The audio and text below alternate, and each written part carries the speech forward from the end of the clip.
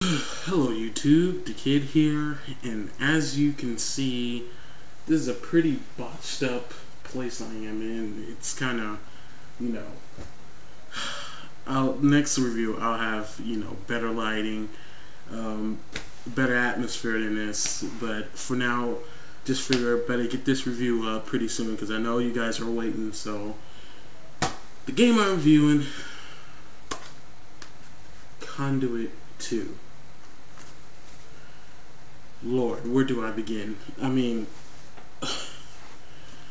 woo!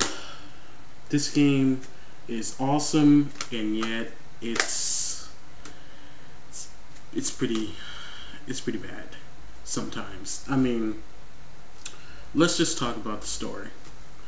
The story in Conduit 2 takes place right before the first Conduit, where Michael Ford lands in a oil tanker or oil, basically abandoned but used oil rig, and there he discovers a trust, and you get a little cinematic right there of him throwing back a wrench from a scientist who threw a wrench at him. I don't know really what that would have done, but okay, throw a wrench at a guy that has a high-tech suit on and armor. That works. Always throw a wrench. But anyway, as we move along, you discover that you're pretty much trapped on this oil rig, and that the only way is off the oil rig is to, get eaten by a large sea creature called the Leviathan. And while this creature looks really cool, it's just kind of makes no sense why I get eaten by it. But okay, we'll just make sense of it. The story so far is it's don't expect much from it. Don't expect too much from it. Don't get your hopes high about it. Now, about more about the story. Now, before all that happens, you talk to John Adams, which is the antagonist of the Conduit franchise, and basically you only talk to him and see him a few times. You really don't see him much. I mean, he escapes, he tries to kill you, of course, the trust, and he escapes from the Leviathan using a conduit, and yeah, that's pretty much it. You won't see him for a long time throughout the game. You'll hear maybe him sometimes, but pretty much you won't hear about him. So now the boss battles are pretty epic. I mean, the Leviathan boss battle was surprisingly very good, well done. And but I'll get to that later. Let's talk more about the story. Now, when you defeat the Leviathan, it swallows you up and then dies somehow, and you're at the city of Atlantis, which will also serve as your hub for the entire game. So, while doing that, you then come across a woman named Andromeda, and she basically is your help, your assistant in this. Just getting you here and there to other places across the world with the portals, the conduits. So she is helpful at first, and you already have Prometheus, and then he gets a little annoying at sometimes, but I really did enjoy Prometheus a lot more in this game than the other one. Seemed like he had more character in this game. As far as Andromeda, really all she does is whine and complain because she has some type of vendetta against Prometheus, which is really not understandable and really isn't explained upon. Now, what the general story is, there are these protogears, which are basically the aliens that had a huge role in every major world history event, and they are also rulers. So this means presidents, emperors, and you go across the whole world to save these protogears, or progenitors. That's what they call them, and you set out to save them in various places of China, DC. You go to London. You go to you know, the canyons in California, where somehow there's some canyons in California, and you go all these different places, which is, you know, very surprising. With the first game being pretty dull, and you was always in DC. Yeah, so I don't want to give too much away, but yeah, there are drudges in there that will help you. They're called the free drudge, which they do look very awesome, and they are, you know, characters that you almost want to know what they're doing more than what you're doing with Michael Ford. And also, the voice acting with Michael Ford is alright. It just gets annoying at some point, and it really just is kind of unbelievable how much he's changed. It's almost like they didn't want anything to do with the first Conduit. I mean, change his voice, but don't change his attitude, his emotions and stuff. It just didn't fit Michael Ford. Michael Ford, the voice just seemed Michael Ford doesn't. The voice doesn't fit.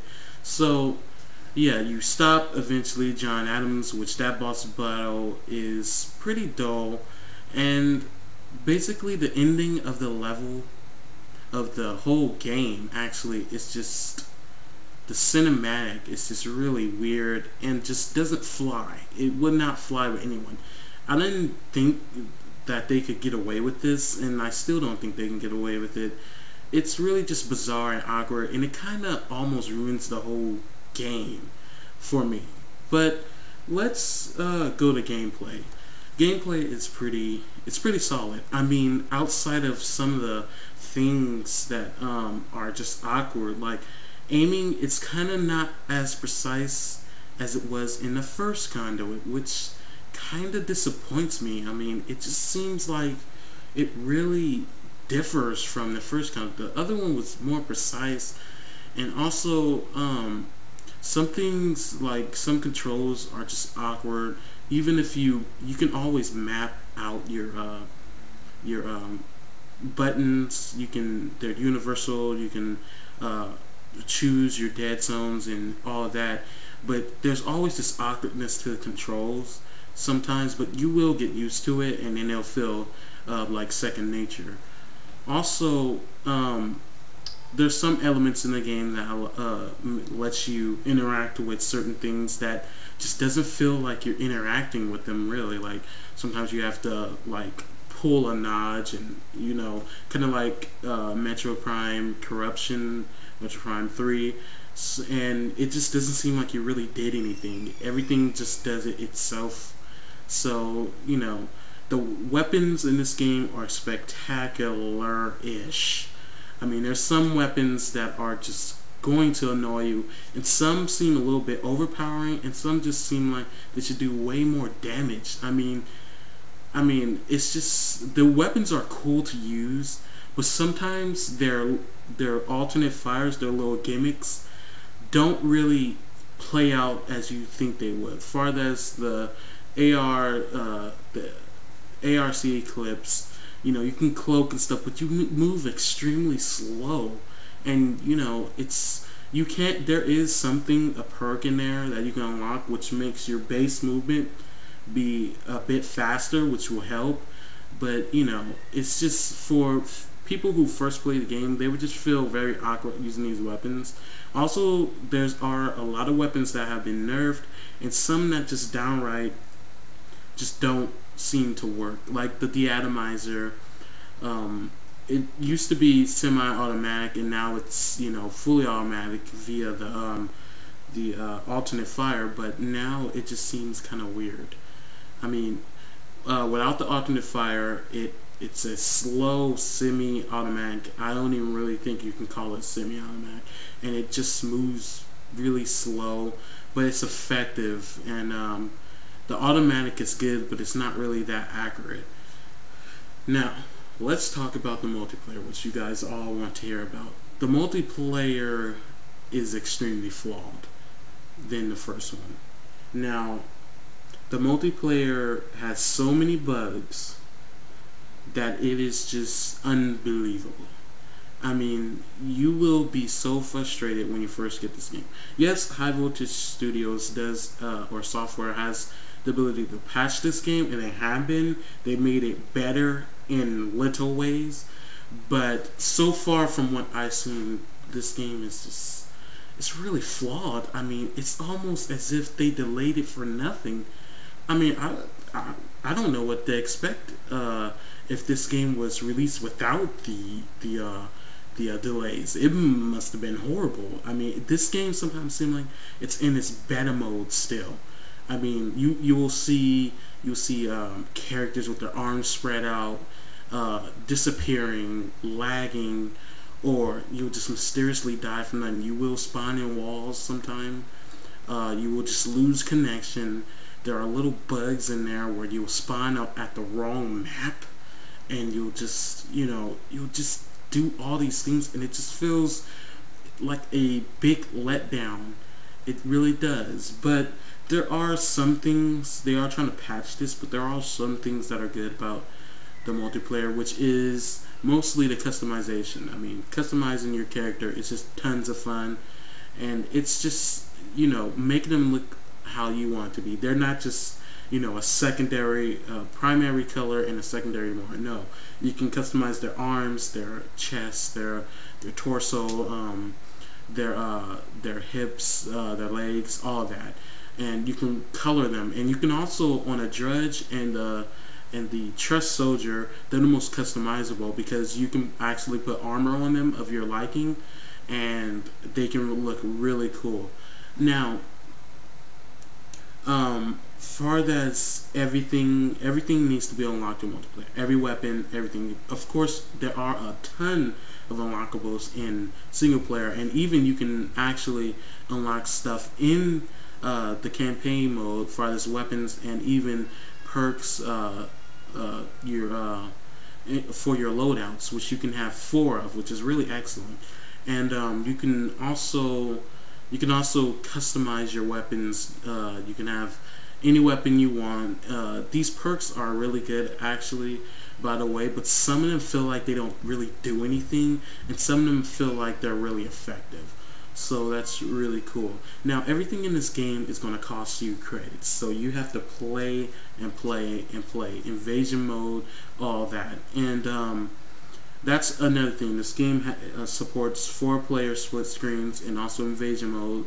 Invasion mode is a ton of fun, although it will get very hard very quickly, and sometimes it will seem unfair the way you die. Like, sometimes they will throw in these little characters and stuff, which will just get annoying. They will get annoying, and mostly they cause your death. They're these little tiny mites and little soldiers and stuff that really get on your nerves, and they're really fast, and they just get on your nerves very much, and they really are the cause of your death and will lead you to your doom and will piss you off actually at the game.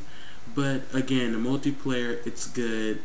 There are a little bit of issues with the mic. You can use the headbanger headset, which sometimes do not work, but I think they patched that, so I don't think you have to worry about that. Also, there is really no ally system. There's just a rival system, which we see in every game. So basically, High Voltage Software lied about that. You can only add rivals, you can't make them your friend like on Black Ops. So, well, what I said, basically, I covered up the whole story without trying not to give it away. I know it seems kind of, kind of skimmed through, kind of a botched way of telling the story, but really the story is very good compared to the first Conduit, and I don't want to give none away because it does have some good twists in it, and it does, it is enjoyable, although there are some story flaws and some things that just don't make sense. But that's basically, you can't really expect first-person shooters to have that great of a story because everything basically is done. So, this is my review on Conduit 2. I will give this game, out of pure mercy, despite all its flaws that make I mean, High Voltage seems like they did really nothing to improve the game. They of course they improved the game, but with the delays, it just seems like this game is unfinished actually. But I will give this game, out of pure mercy, a solid 8.2. That's my rating for this game. So guys, it's definitely a game worth checking out. If you're into shooters, you will like this one, though there will be some problems. But if you were skeptical about this game already, don't be too skeptical, but I will advise you to maybe just stick to Black Ops if you are already you know, skeptical of this game. But if you are a fan of the Conduit, you would love this game very much so. I love the game, but I do realize there are flaws in this game that are just somewhat unignorable. So guys, a 7, not 7, but an 8.2 is my final score. So I'll be doing more updates on videos and games, and I will do more reviews on upcoming games that are coming out this you know, and being announced this E3. So guys, stay tuned. Sorry about everything, you know, the background stuff. This is my first review, so you know, I tried to get this out as fast as I can because I finally got the tripod. So guys, please like and subscribe this video, and please subscribe. Thank you for watching.